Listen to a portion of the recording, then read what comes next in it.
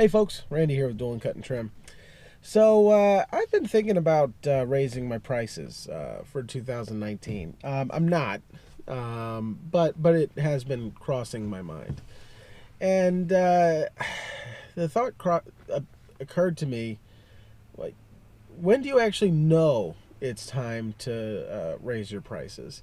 And the honest truth is, I don't think there's actually like a set formula.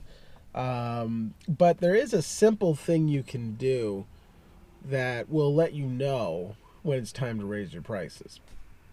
And it's a kind of a grandfathered system. And so this is what I'm going to start doing in 2019. So the system is basically this. Let your customers determine how valuable you are. So the way this works is, in my business, I know with my service area and the route density that I have, I know I could service 20 lawns per day without it being too much of a strain. That works out to 100 lawns a week. So since I know that, I know that's what I know that's what I can do. So when I start getting close to that number of 100 lawns per week, when I start getting close to that, that's an indicator to me that I'm about at that point where I can't do any more because I'm so valuable that 100 people want me servicing their lawn each week. And at that point, if I'm so valuable that my schedule is full, then it's time for me to raise prices. And so, like, right now my minimum is 35, so maybe I would raise it to 40. And so then what you do, or at least this is in my head, this is what you would do, is once you've reached that 100 customers, once you hit that, or actually I'd probably do it around 90.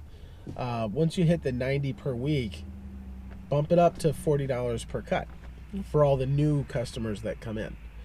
So you'll still have 90 people whose starting minimum, I'm just saying everybody's 35, but some are more, but you got everybody at 35, you bump it up to 40 for all the new people.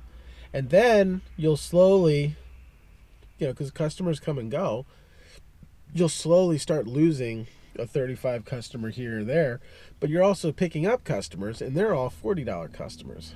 And so that's how you raise your prices. That's basically the method I used when I was changing payment methods. When I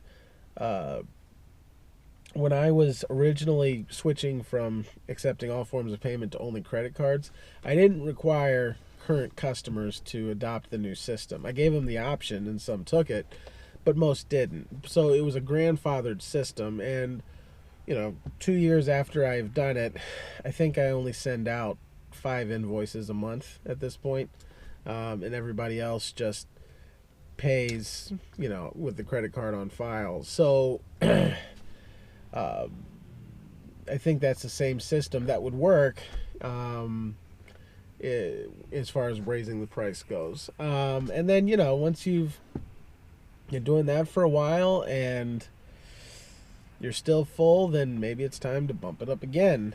And you just keep going that way until you kind of find that sweet spot where the market, you figure out where the market values your service.